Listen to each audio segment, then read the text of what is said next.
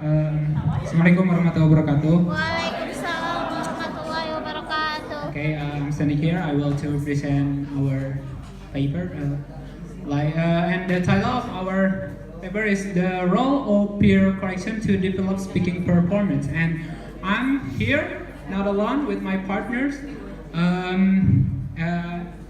Myself, and Marin Dayat, and with Jian and Olivia. And okay, let's start to the first presentation. Okay, challenges.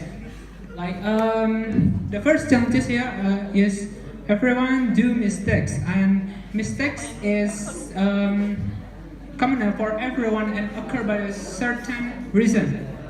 And everyone do mistake, but with mistake everyone can be better. According to RIP 1990, mistakes can engage students to correct their own error. It can foster the development of skills needed to regulate their own learning, and it places more responsibility for learning on the students. So, with mistake, everyone can be better, and mistakes are often known as negative thing, but not actually always so. But actually not always so. Mistake can be better because student can be better because of another judgment. So it can motivate student to do more better. And teachers do not know how to correct students. Teachers, what is that? Direct correction by teachers or ineffective correction technique can decrease student motivation or interesting to speak. So if teachers directly correct to students, it can decrease the motivation for students. It's like that. According to this, you can see, but it's too long, so I did not mention it. Student speaking difficulties. The last is student speaking difficulties as our challenge. Student difficulties student when speaking, like conversation or in public speaking, like presentation or speech, etc. There are also found some mistakes caused by several factors, like student cannot have no idea because lack of reading, or student can speak spontaneously because lack of vocabulary, or cannot arrange the grammatical sentence properly, or have no confidence because have not confidence to speak in front of people because lack of confidence. And that's all the challenges from our presentation. And the next presentation will be conveyed by Jihan.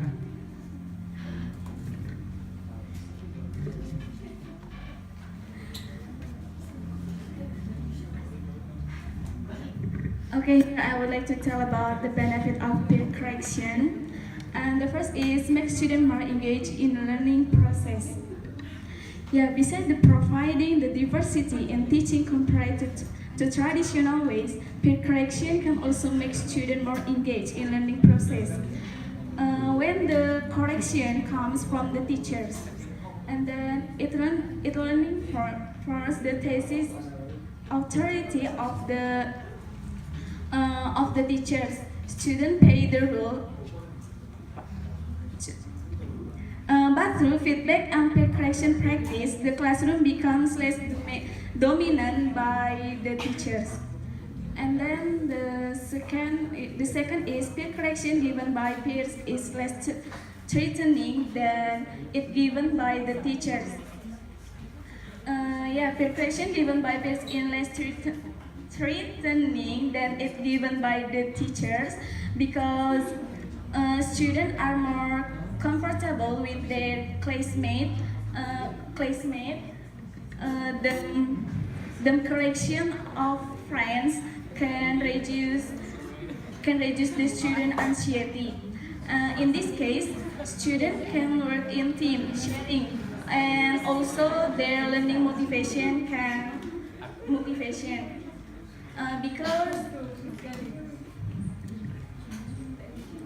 because of peer involvement in the correction process make the classroom atmosphere more supportive and friendly.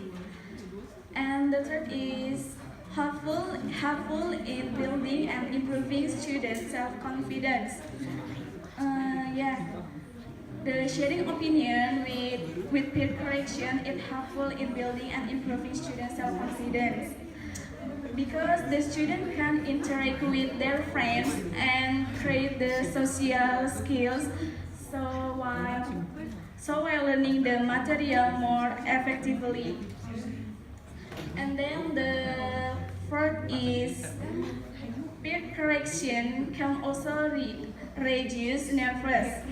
Peer correction can also reduce nervous signs. Student awareness of their mistake are expressed through their friend opinion and their collaboration anxiety.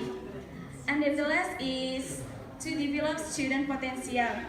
In the more important things, the develop student potential and make them observe, also comment on each other to improve the learning process or speaking with colleagues to be better. And then the next will be presented by Ali.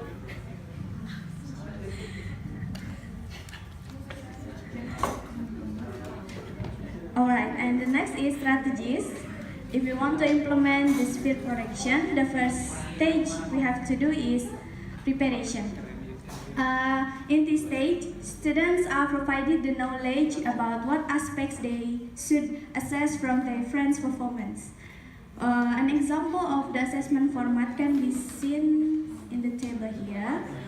For the rated aspect, there are fluency, content, argument or idea, and idea organization, use of lexicogrammar, intelligibility, including pronunciation and accent. And for the description, can guide by these questions. How does he or he speak? Is it fast, medium or slow? And then how many fillers, discourse marker or pauses are produced? How many words are produced in certain time duration? And for the content argument or idea and idea organization, how did she or he organize their ideas, sequential or not? And is there any repetition, use of lexicogrammar? Is there any grammatical errors? What should be spoken? And the last is intelligibility, including pronunciation and accent. Does his or her speech understandable? Is there any mispronounced words? What pronunciation which should she or he say? And the second stage is student classification. In this stage, teachers should classify the student into several small groups, which consists of 2 students. Just one student who considered as a good speaker, or it can be said that who has the good performance in speaking, and one student who less proficient in speaking. And ask the less proficient student to speak up.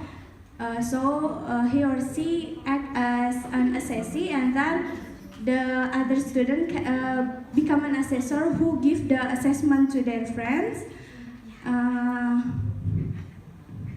And next is reflect and take turns. In this third stage, after the assessee already finished her or his talk, give them time to reflect to what their friends have assessed from their performance. For the example, rated aspect, fluency, you spoke slowly, I observed that you said 8 times and blah blah blah, and this is the example. You can add or change the rated aspect as the based on the necessity of your student. This stage, I think the most important because the student can realize the shortcoming within them and also hopefully they can get the better performance in the next opportunity. So after that, the student take turns. The assessor become an assessee, and assessee become assessor and speak up, and then assessment again, and then repeat. Then the reflection stage is repeated. So by following this stage, the less proficient student can be helped, and both of them can learn also reflect from one another's shortcoming. Thank you. Any questions?